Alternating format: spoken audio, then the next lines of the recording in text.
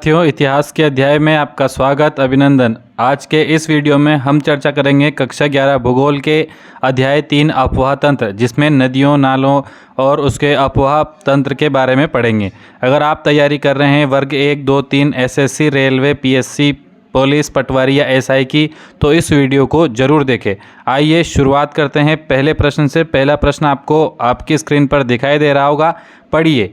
जो नदियां पेड़ की शाखा के अनुरूप बहती है, वह नदियां किस प्रकार के प्रतिरूप का निर्माण करती है? जो नदियां पेड़ की शाखा के अनुरूप बहेगी। और विकल्प देखिए, अरीय प्रतिरूप, जालीनुमा प्रतिरूप, अभिकेंद्रीय प्रतिरूप या वृक्षाकार प्रतिरूप।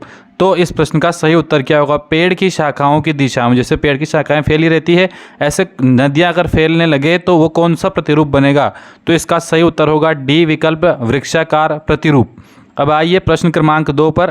प्रश्न क्रमांक 2, जब दो नदियां समांतर दिशाओं में बहती है और कोई सहायक नदी उनको समकोण पर मिला दें तो बनने वाला प्रतिरूप क्या होगा? यानी कि दो नदियां एक समांतर दिशा में बह रही है और बीच में से कोई सहायक नदी आकर उसको समकोण पर काट दे या मिला दे, तो वो कौन सा प्रतिरूप बनेगा? और आपके विकल्प देखिए, अरीय प्रतिरूप, जालीनुमा प्रतिरूप, अभिकेंद्रीय प्रतिरूप या वृक्षाकार। तो इस प्रश्न का सही उत्तर हो जाएगा जालीनुमा प्रतिरूप। अब अगला प्रश्न, जब किसी झील, तालाब या जल स्रोत से कई नदियां बाहर की ओर, इसको नोटिस कीजिए, बाहर की ओर बहती है तो इसे किस प्रकार का अफवाह कहा जाएगा? और विकल्प देखिए, अभिकेंद्रीय प्रतिरूप, जालीनुमा प्रतिरूप, अपकेंद्रीय प्रतिरूप या वृक्षाकार प्रतिरूप। तो बाहर की ओर जब जाएगी तो अपकेंद्रीय प्रतिरूप होगा, जबकि चीज़ें जब अंदर की ओर आती है तब अभिकेंद्रीय प्रतिरूप होता है। तो यहाँ इस प्रश्न का सही उत्तर हो जाएगा सी विकल्प, अपकेंद्रीय प्रतिरूप। अब प्रश्न क्रमांक 4 देखिए, छोटी नदी के जल ग्रहण क्षेत्र को क्या कहते हैं? नदी द्रोणी, जल संभर, दोनों या दोनों नहीं? तो छोटी नदी के जल ग्रहण क्षेत्र को कहा जाता है जल संभर। अगला अति महत्वपूर्ण प्रश्न देखिए, समुद्र में जल विसर्जन के आधार पर महानदी किस अफवाह तंत्र का भाग है? समुद्र में जल विसर्जन के आधार पर महानदी किस अफवाह का भाग है? बंगाल की खाड़ी, अरब सागर, हिमालय या इनमें से कोई नहीं? तो समुद्र में जल विसर्जन के आधार पर नदी पूछी है महानदी, तो इसका सही उत्तर हो जाएगा बंगाल की खाड़ी। अब आप कमेंट बॉक्स में तुरंत बता दीजिए महानदी का उद्गम कहाँ से होता है। कमेंट में जाइए और वहाँ कमेंट बॉक्स में लिखिए प्रश्न क्रमांक 5 का उत्तर कि महानदी का उद्गम इस जगह से होता है। जो भी होता है आप तुरंत बता दीजिए। अगला प्रश्न है, जल ग्रहण क्षेत्र के आधार पर अफवाह तंत्र को कितने भागों में बांटा गया है? जल ग्रहण के क्षेत्र पर आधार पर तो 2, 3, 4 और 6 आपके विकल्प हैं। तो जल ग्रहण क्षेत्र के आधार पर भाग हो जाएंगे 3। अगला प्रश्न देखिए, निम्न में से कौन सी नदी का उद्गम प्रायद्वीप से नहीं होता है? महानदी, चेनाब, तापी और गोदावरी। तो आपको देखते ही पता चल गया होगा यहाँ चेनाब नदी अलग है, क्योंकि चेनाब जो है वो हिमालय की नदी है। अब आप कमेंट बॉक्स में बताइए कि चेनाब नदी का उद्गम कहाँ से होता है। अगर आपकी तैयारी अच्छी चल रही है तो तुरंत कमेंट बॉक्स में बता दीजिए कि चेनाब नदी का उद्गम कहाँ से होता है। अगला प्रश्न, प्रश्न क्रमांक 8, कौन सी नदी कर्क रेखा को 2 बार काटती है? चंबल, नर्मदा, तापी और माही। कौन सी नदी है जो कर्क रेखा को 2 बार काटेगी? तो वह है माही नदी। अगला प्रश्न, पेरियार बांध किस राज्य में है? बिल्कुल लड्डू सा प्रश्न है, आसान सा प्रश्न है। और विकल्प देखिए, मध्य प्रदेश, तमिलनाडु, तेलंगाना और केरल। तो इस प्रश्न का सही उत्तर हो जाएगा केरल। अगला प्रश्न देखिए, प्रश्न क्रमांक 10, हिमालय के अफवाह के संदर्भ में निम्न में से कौन सा कथन असत्य है? मित्रों यहाँ अंडरलाइन कर दीजिए असत्य को, यानी कि अपन को इसमें से गलत बात ढूंढनी है। पहला विकल्प, हिमालय के अफवाह का रास्ता सही नहीं है। दूसरा, यह नदियाँ उत्खात से गुजरती है, यानी कि गड्ढों से गुजरती है। तीसरा, वर्षा और हिम पिघलने से इनका निर्माण होता है, यानी कि वर्षा होने से या बर्फ के पिघलने से। और चौथा है, सामान्यतः यह एस्चुरी का निर्माण करती है। एस्चुरी को हिंदी में कहते हैं ज्वार नदमुख, यानी कि वे नदियाँ जो बिना बटे सीधे समुद्र में जाकर मिलती है। तो कौन सी बात हिमालय के अफवाह के संदर्भ में गलत हुई? तो विकल्प नंबर डी देखिए, यह एस्चुरी का निर्माण नहीं, ये एस्चुरी का निर्माण नहीं करती है, ये तो डेल्टाओं का निर्माण करती है। क्योंकि एस्चुरी का निर्माण कौन करता है? जो प्रायद्वीप की वो नदियाँ जो पश्चिम की ओर बहती है, यानी कि नर्मदा और ताप्ती एस्चुरी का निर्माण करती है। तो यहाँ विकल्प डी इसका सही उत्तर हो जाएगा। अब प्रश्न क्रमांक 11 देखिए, भारत की सर्वाधिक उत्खात के साथ बहने वाली नदी कौन सी है? सर्वाधिक उत्खात गड्ढों के साथ बहने वाली नदी है चंबल। अगला प्रश्न देखिए, डेल्टाओं का निर्माण किसका परिणाम है? अति अति अति महत्वपूर्ण ये प्रश्न है, आपको शब्दावली ध्यान में रखनी है भूगोल की। डेल्टाओं का निर्माण किसका परिणाम है, यानी कि किसके कारण डेल्टा बनते हैं, इस तरह से ये प्रश्न आता है। विकल्प देखिए, अपर्दन। अपर्दन माने होता है किसी चीज़ का टूटकर बह जाना, यानी कि चट्टानों का टूटकर बह जाना अपर्दन है। निक्षेपण, बहती हुई चट्टानों का किसी स्थान पर जाकर जम जाना, चट्टान हुआ या कोई अवसाद कंकड़ पत्थर कुछ भी हुआ, उनका किसी एक जगह पर जमा हो जाना निक्षेपण है। अपक्षय, किसी भी पदार्थ का टूटकर उसी स्थान पर जमा हो जाना। और निक्षालन, निक्षालन का अर्थ होता है कमजोर हो जाना, जब मिट्टी में से आवश्यक पोषक तत्व बह जाते हैं जल या किसी कारण से, तो उसे निक्षालन कहते हैं। तो अब आपके दिमाग में आ गया होगा डेल्टा किसका परिणाम है? निक्षेपण का, क्योंकि इसमें अवसाद जमा हो जाते हैं और टापू नुमा संरचना बन जाती है, उसके बाद उसके अगल बगल में नदियां बहने लगती है, तो यह निक्षेपण का परिणाम है। अगला प्रश्न देखिए, निम्न में से कौन सी नदियां क्रमशः, इसको नोट कर लीजिए, अंडरलाइन कर दीजिए, क्रमशः तो मतलब आपको क्रम से ही बताना है, बिहार और बंगाल की शोक कही जाती है। कौन सी नदियां हैं जो बिहार और बंगाल की शोक कही जाती है? दामोदर कावेरी, कोसी गंगा, कोसी दामोदर या दामोदर गंगा, क्रमशः बताना है। तो बिहार का शोक होता है कोसी, तो कोसी भी दो विकल्प में है, बी और सी में। और उसके बाद है बंगाल का शोक दामोदर, तो कोसी और दामोदर, यानी कि सी विकल्प यहाँ सही हो जाएगा। अब अगला प्रश्न देखिए, सिंधु नदी का भारत में प्रवेश कहाँ से होता है? सिंधु नदी भारत में कहाँ से प्रवेश करती है? विकल्प देखिए, हिमाचल, उत्तराखंड, कश्मीर और लद्दाख, तो सही उत्तर हो जाएगा लद्दाख। मित्रों, अगर आपको ये वीडियो पसंद आ रहा हो, अच्छा लग रहा हो, आपकी परीक्षा की दृष्टि से उपयोगी लग रहा हो, तो इसे लाइक कर दें, कमेंट बॉक्स में कमेंट करके अपना सुझाव दें और इस चैनल को सब्सक्राइब करके हमारे साथ स्थायी रूप से जुड़ जाएं। अब प्रश्न क्रमांक 15 देखते हैं, सिंधु नदी द्वारा निम्न में से किस स्थान पर पंचनद का निर्माण किया जाता है? दरदरिस्तान, पठानकोट, सिंध या मिठनकोट? तो पंचनद का निर्माण किया जाता है मिठनकोट में। अगला प्रश्न देखिए, निम्न में से कौन सी नदी सिंधु द्वारा निर्मित पांच नदी यानी कि पंचनद में शामिल नहीं है? कौन सी नदी पंचनद का हिस्सा नहीं है? रावी, चिनाब, व्यास और झेलम, रावी, चिनाब, झेलम और तापी। तो तापी नदी नहीं है, क्योंकि तापी नदी तो प्रायद्वीपीय नदी है और यह एस्चुरी का निर्माण करती है, अरब सागर में यह गिरती है। तो इतनी सारी बातें, यानी कि यहाँ तापी इसका सही उत्तर हो जाएगा। अगला प्रश्न है, सिंधु नदी के बारे में कौन सा कथन असत्य है, कौन सा गलत है? असत्य को अंडरलाइन कर दीजिए। अब देखिए प्रश्न को, सिंधु नदी का उद्गम बोकरचू नामक स्थान से होता है, बिल्कुल सही है।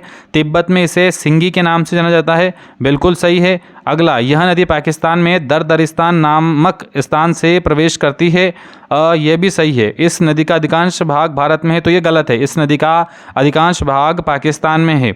आगे चलिए 18वें प्रश्न पर, नदी और उद्गम स्थल के आधार पर कौन सा जोड़ा सम्मिलित नहीं है? चेनाब का उद्गम चंद्रभागा से होता है, रावी का उद्गम रोहतांग दर्रे से होता है, व्यास का उद्गम व्यास कुंड से होता है या झेलम का उद्गम रोहतांग दर्रे से होता है? तो मित्रों, यहाँ झेलम नदी का उद्गम रोहतांग दर्रे से नहीं होता है। तुरंत कमेंट बॉक्स में बताइए कि झेलम नदी का उद्गम कहाँ से होता है। अब अगला प्रश्न, सिंधु की सबसे बड़ी सहायक नदी कौन सी है? रावी, व्यास, चिनाब, झेलम? तो चिनाब जो है इसकी सबसे बड़ी सहायक नदी हो जाएगी। अगला प्रश्न, गंगा नदी का सबसे अधिक अपवाह किस राज्य में है? और विकल्प देखिए, उत्तराखंड, उत्तर प्रदेश, बिहार और झारखंड। तो इसका सही उत्तर हो जाएगा उत्तर प्रदेश। अगला प्रश्न क्रमांक 21 देखिए, भाखड़ा नांगल परियोजना किस नदी पर कार्यरत है? सतलज, रावी, झेलम और भागीरथी? तो इस प्रश्न का सही उत्तर हो जाएगा सतलज। ये अति महत्वपूर्ण प्रश्न है।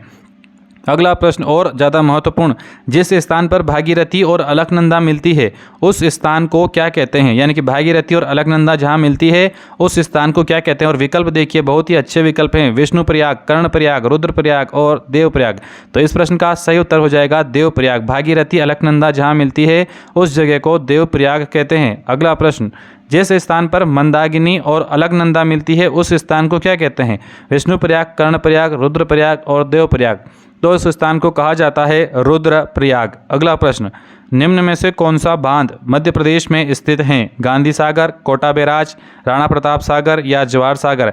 तो मध्य प्रदेश में स्थित है गांधी सागर बांध। अगला प्रश्न अति महत्वपूर्ण प्रश्न है और प्रश्न का पैटर्न आप एक बार देख लीजिए, कितना अच्छा शानदार प्रश्न ये बनाया गया है। निम्न कथनों को ध्यानपूर्वक पढ़िए, 4 बातें हैं, इनको ध्यान से पढ़ना है। अभी क्या पूछा है कुछ भी अपन को पता नहीं है, पहले इसको ध्यान से पढ़ना है। 4 बातें देखिए, चंबल गंगा की सबसे लंबी सहायक नदी है, दूसरा विकल्प है चंबल नदी यमुना नदी में जाकर मिलती है। तीसरा विकल्प है ब्रह्मपुत्र नदी को तिब्बत में सांगपो कहा जाता है। और चौथा विकल्प है ब्रह्मपुत्र को चीन में जमुना कहा जाता है।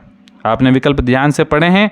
अब यहाँ जो निर्देश है वो पढ़िए। निम्न में से कौन सा कथन असत्य है, यानी कि ये जो 4 बातें आपने पढ़ी है इसमें से कौन सी बातें गलत हैं। आप पहला विकल्प देखिए अ और ब, दूसरा विकल्प अ और स, तीसरा केवल अ और चौथा द और अ। तो आप यहाँ देखिए चंबल गंगा की सबसे लंबी सहायक नदी है, बिल्कुल गलत है क्योंकि गंगा की सबसे लंबी सहायक नदी तो यमुना है, तो ये अ वाला गलत है। दूसरा चंबल नदी यमुना में जाकर मिलती है, ये तो सही है। ब्रह्मपुत्र नदी को तिब्बत में सांगपो कहते हैं, ये भी सही है। लेकिन ब्रह्मपुत्र को चीन में जमुना नहीं कहते, ब्रह्मपुत्र को बांग्लादेश में जमुना कहते हैं। अतः द विकल्प भी गलत है, यानी कि यहाँ द और अ गलत है, यानी कि विकल्प डी देखिए आप, इसमें जानबूझकर अ पीछे लिखा गया है ताकि रिदम तोड़ा जाए, यानी कि डी विकल्प सही है क्योंकि इसमें द भी हैं और अ भी हैं। अब प्रश्न क्रमांक 26, ब्रह्मपुत्र नदी भारत में किस राज्य से प्रवेश करती है? असम, अरुणाचल प्रदेश, सिक्किम और पश्चिम बंगाल। तो इस प्रश्न का सही उत्तर हो जाएगा अरुणाचल प्रदेश। अरुणाचल प्रदेश के सदिया कस्बे से ये भारत में प्रवेश करती है।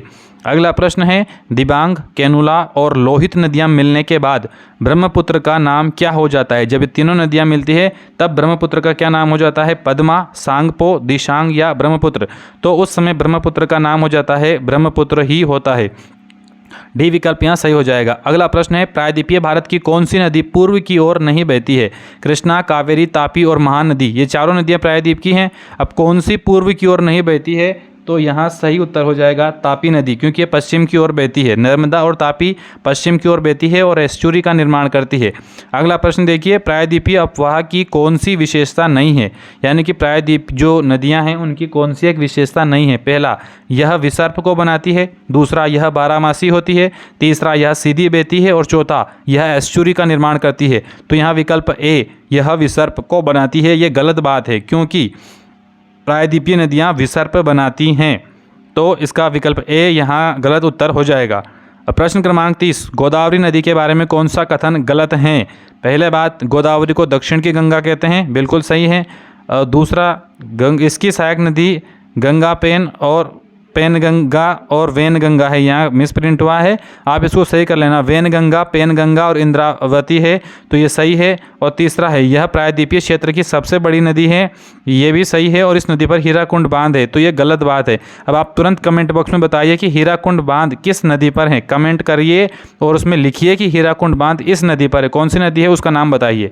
अगला प्रश्न है शिव समुद्रम प्रपात किस नदी पर स्थित हैं? कावेरी, कृष्णा, महानदी या गोदावरी? तो इस प्रश्न का सही उत्तर हो जाएगा कावेरी। अगला प्रश्न देखिए, निम्न में से कौन सा जोड़ा सही नहीं है? शरबती तमिलनाडु में है, मांडवी गोवा में है, भरतपूजा केरल में है या नर्मदा मध्य प्रदेश में है? कौन सी नदी उसके संबंधित राज्य से संबंध नहीं रखती है? तो यहाँ शरबती, क्योंकि शरबती तो कर्नाटक की नदी है। अगला प्रश्न देखिए, इंदिरा गांधी नहर परियोजना का उद्गम किस राज्य से होता है? तो मित्रों आपको ध्यान होगा, इंदिरा गांधी नहर परियोजना निकलती है हरी के बैराज बांध से, जो सतलज व्यास के संगम पर बना हुआ है और यह पंजाब में स्थित है। अतः विकल्प ए इसका सही उत्तर हो जाएगा। अगला प्रश्न है लूणी नदी का उद्गम किस राज्य से होता है? राजस्थान, पंजाब, मध्य प्रदेश और महाराष्ट्र? तो लूणी नदी का उद्गम होता है नागपाड़ से, जो अजमेर में है, यानी कि राजस्थान इसका सही उत्तर हो जाएगा। और आज का अंतिम प्रश्न है एशिया की सबसे बड़ी नहर कौन सी है? सबसे बड़ी नहर एशिया की, गंग नहर, नर्मदा नहर, चंबल नहर या इंदिरा गांधी नहर? तो इस प्रश्न का सही उत्तर हो जाएगा इंदिरा गांधी नहर। तो मित्रों आपको ये वीडियो कैसा लगा?